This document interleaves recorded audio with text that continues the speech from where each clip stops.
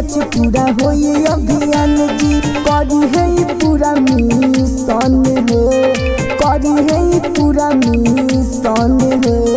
मांगता रे भोटे रवि किशन हो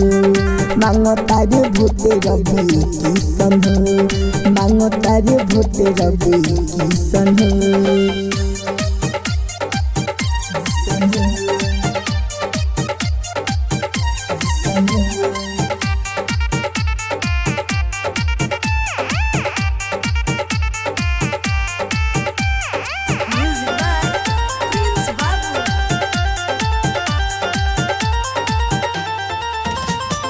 फिर से इनके जिताइलो गौवा के बेटा बनाइलो फिर से इनके जिताइलो गौवा के बेटा बनाइलो करी है छूटल सारा काम हो रउए में बस इनकर जान हो सुन बुआ काकी मामी सुन तू तो भोट दे द भीषण हो तू तो भोट दे द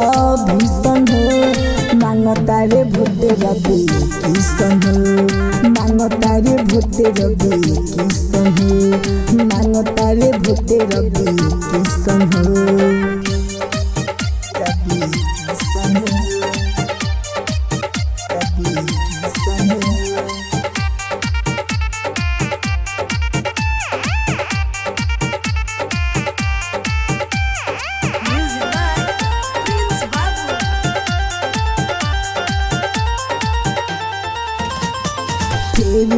अब की भुलाए के कम छापे पर बटन दबाए के फिर अब की भुलाए के